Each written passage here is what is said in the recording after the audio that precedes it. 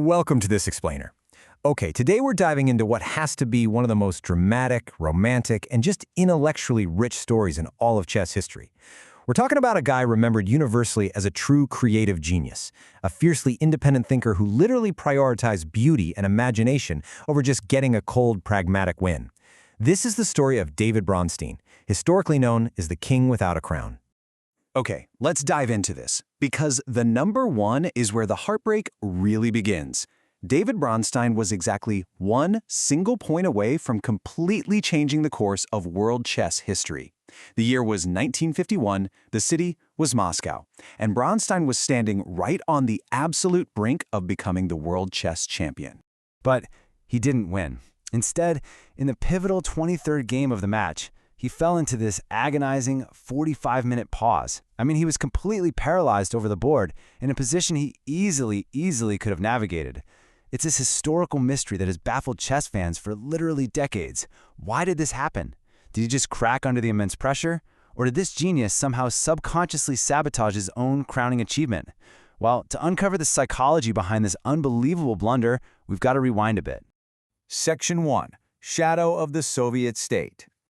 So to really understand that dramatic climax in 1951, we have to look at the crucible of his youth. His rise was incredibly fast, but man, it was scarred by tragedy. Born into a Ukrainian Jewish family in 1924, his talent basically exploded after he learned chess from his grandfather at age 6, and he snagged the Soviet master title by 1940. But look closely at 1937 on that timeline. His father, Ion, who was a deeply committed idealist, was arrested and sent to a gulag for several years. Having his father officially labeled an enemy of the people cast a massive shadow over David's formative years. And when you combine that trauma with the grueling logistics and construction work he had to do behind the lines in World War II, well, it forged this deep-seated, lifelong distrust of rigid bureaucratic institutions. He basically developed a permanent rebellion against the entire Soviet state machine. Section 2. The Romantic Chess Artist. When global chess finally resumed after the war, Bronstein's untamed talent absolutely exploded onto the world stage. Take the historic 1945 USA versus USSR radio match. This was a huge deal, a massive event of high-stakes cultural diplomacy. And a young Bronstein is placed on board 10. What does he do? He completely dismantles the American master Albert Pincus, beating him 2-0. It was a massive signal that a new global titan had just arrived. And this brilliantly illustrates a massive clash of philosophies that would really define his entire career. Over on one side, you've got the dominant Soviet school led by Mikhail Botvinnik. They were all about scientific precision, exhaustive home preparation, just totally cold pragmatism. But on the other side, you've got Bronstein, a pure artist who thrived on psychological warfare, creative improvisation, and just a totally romantic approach to the board. You see, Bronstein literally treated the board like a theater. First off, he single-handedly resurrected these super dynamic, aggressive openings from the past, like the King's Gambit. And second, working alongside his lifelong friend Isaac Boleslavsky, he completely revolutionized the King's Indian defense. They took what everyone kind of thought was a dubious sideline and turned it into this sharp, hyper-modern weapon, a weapon that is still an absolute staple for elite players today. Section 3. The 1951 World Championship Drama. So after dominating all these international tournaments, Bronstein finally earns the right to challenge Botvinnik for the ultimate crown. And wow, it was a grueling 24-game battle. Now, Bronstein actually fell behind early on, but he fought back with just immense tactical flexibility. By the time they finished game 22, he'd pulled off an astonishing victory to take a lead of 11.5 to 10.5. At this point, he needed just 1 point, literally just 2 draws out of the last 2 games to become the undisputed world champion. But then came game 23. Bronstein is playing with the white pieces. He gets into a completely playable, roughly equal endgame. But then he just stops. He sinks into this deep, agonizing 45-minute think over what was really a straightforward position. 45 minutes! It was like he suffered this strange creative and psychological paralysis. He totally lost the thread of the game, made a fatal error, and ended up resigning. Game 24 then ended in a really tense draw, which left us with a heartbreaking 12-12 tie. And here's the kicker. Under the regulations of that era, a tie meant the reigning champion got to retain the title.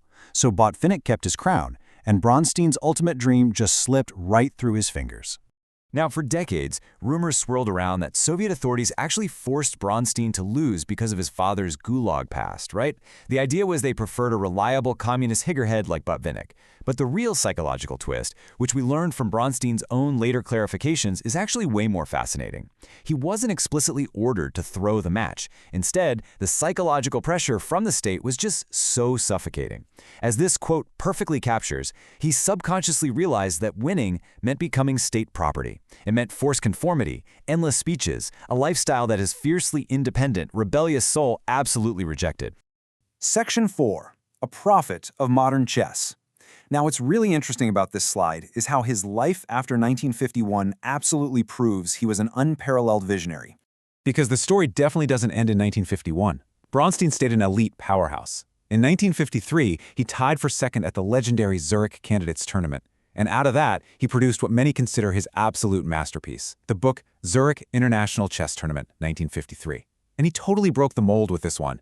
Instead of just drowning his readers in endless computer-like variations, he wrote these beautiful, prose-rich commentaries. He focused on the ideas, the plans, the real human psychology behind the moves. It genuinely remains one of the greatest chess books ever written. His legacy as a true prophet goes even deeper, though. Long before they became a reality, Bronstein was envisioning innovations that we totally take for granted today. He'd get so frustrated watching players ruin beautiful games in time scrambles, right? So he actually invented the digital increment clock, the idea of adding seconds per move, which you probably know today as the Fischer clock. On top of that, he was loudly advocating for rapid and blitz tournaments literally decades before they were recognized as official disciplines. And get this, look at his foresight when it comes to technology. While all his peers were totally dismissing early mainframes, Bronstein was embracing them. Way back in 1963, he was playing experimental games against Russian M20 computers. Fast forward to the 90s, and he's competing in the Agon anti-computer tournaments. He accurately predicted that computers and AI wouldn't destroy chess, but would actually serve as powerful analytical tools to enhance human intuition. I mean, he saw the future of the game with just absolute crystal clarity. Section 5. The Final Act. Through it all, Bronstein stayed true to his romantic ideals.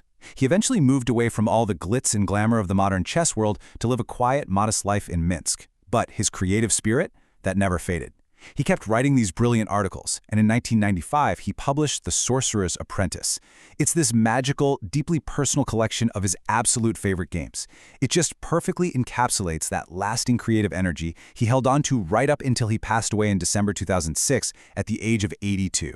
So, looking back, David Bronstein's life leaves us with a pretty profound question to ponder. Is chess, or honestly, any pursuit of mastery you might be chasing, is it just a sport of cold optimization and scientific precision? Or is it a canvas for genuine human expression, curiosity, and real artistic risk? I think Bronstein showed us that you don't actually need a crown to achieve immortality, you just need the courage to play the board your own way. Thanks for hanging out with me for this explainer, and I really hope it leaves you inspired to tackle your own endeavors with just a little more artistry.